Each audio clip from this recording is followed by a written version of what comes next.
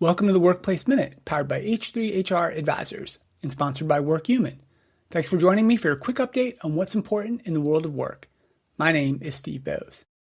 Today in the Workplace Minute, we're going to talk about something that's been building for a while, but feels like it's reached a new level of urgency in 2026, and that's employee mental health. I've been reviewing the latest workforce mental health report from Modern Health, and the headline's pretty clear. The workforce today is facing what the report calls colliding stressors. That means multiple pressures. Technology, the external environment, and rising expectations are all hitting employees at the same time. And the result is not just more stress, but a growing disconnect between the support companies provide and what employees actually feel safe to use.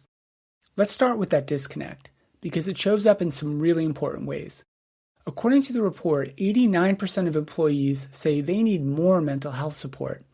And 89% also say workplace culture needs to better support using that help. But only 33% strongly agree that their employer actually values their mental health. And that gap between what companies offer and what employees trust is a central issue. Because if support doesn't feel safe to use, it may as well not exist. And that lack of trust shows up in behavior. Half of employees say they don't use mental health days because they fear being judged. And 65% say they've hidden mental health struggles at work to avoid looking weak. And maybe most striking, 58% say they feel safer talking to an AI chatbot about their mental health than they do talking to HR. Think about that for a second. Employees trust a machine more than they trust the systems designed to support them at work. That's more than a benefits design problem. That's a trust problem. Now layer on top of that what the report calls the three major stressors that are shaping work right now. First is AI anxiety. And while we talk about AI a lot on this show, we're usually talking in terms of productivity and opportunity. But for employees, AI is also a source of pressure and uncertainty. Nearly 1 in 4 employees say AI is already harming their mental health. 69% expect AI-driven layoffs within the next 3 years, and nearly half are worried about losing their own jobs. And at the same time, AI is raising expectations. 67% of employees say productivity expectations have increased because of AI, and most of those employees report higher stress as a result. So you have this combination of do more, and also your role may not be secure. And that's a tough place for anyone to operate from. The second stressor is the external environment, and I think this is something many leaders continually underestimate. 70% of employees say the current political climate is making it harder to maintain positive mental health at work. Concerns about war, global instability, and current events are now all major drivers of stress, sometimes even more than job-related factors. And employees don't leave that at the door when they log in or walk into the office. But here's the challenge. While 2/3 of employees believe leaders should acknowledge these realities, only about 40% of managers say they're equipped to do that. And that leads directly into the third stressor, rising expectations. Employees today are being asked to do more, respond faster, always be available. But what's missing is recovery time. The systems are designed for output, not for sustainability.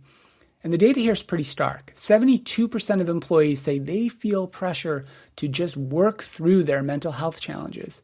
And 57% feel pressure to respond to work message anytime, outside of working hours, no matter what. And then there's the stat that really stopped me when I read it. 51% of employees say they've cried at the office within the last 30 days. Half the workforce in 1 month. So that's not an edge case at all. That's a signal.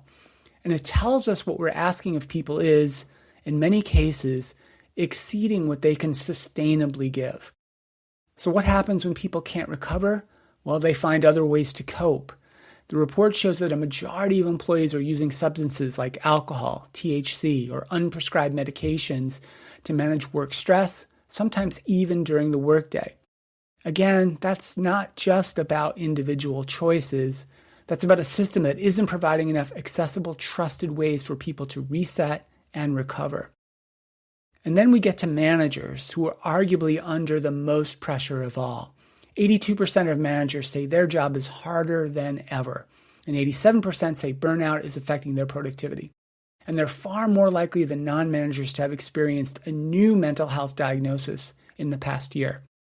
And at the same time, they're expected to support everyone else. But many don't feel equipped. Many don't feel safe using those same support systems as well. And that's what report calls the manager crisis. And if managers are strained, that strain cascades across the entire organization. So we've covered a lot. Let's talk about what HR and business leaders could try to take away from this. First, access is not enough. You can offer great benefits, but if employees don't trust that using them is safe, they simply won't use them. Leaders need to reduce the social cost of using mental health supports. That means normalizing it, removing unnecessary barriers, and aligning what the company says about what with the employees actually experience. Second, treat change, especially AI adoption, as a human process, not just a technical one. Communication, clarity, and realistic expectations matter just as much as the technology itself. Third, build recovery into the system, not as a perk, but as an expectation. If employees are expected to perform at a high level, they need time and space to reset without penalty. And fourth, invest in managers as a population that needs support, not just as the channel to deliver that support, because they are the connective tissue between company strategy and the employee experience. The report closes with a simple but powerful idea. You don't have to fix everything at once, but you do have to choose one area and try to move it meaningfully. And I think that brings us to the bigger theme we've been talking about here for a while now, really all year. Trust, care, and safety in the workplace. Mental health is not separate from those ideas. It's one of the clearest signals of them. If employees don't trust that they can take a mental health day without being judged, trust is broken. And if they don't believe their leaders care about what they're going through, then employee care and safety is missing. And if they don't feel safe asking for that help, then real safety is not there. So supporting employee mental health isn't just about benefits or programs. It's about the kind of workplace you're building. Because the organizations that get this right are not just going to have healthier employees, they're going to have stronger cultures, better performance, and a workforce that actually believes in the system that they're a part of. And right now, based on this data, too many employees don't feel that way. That's it for the show today. A big thank you to WorkHuman for supporting the Workplace Minute.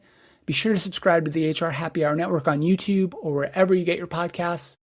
My name is Steve Boese, and this has been the Workplace Minute from H3 HR Advisors.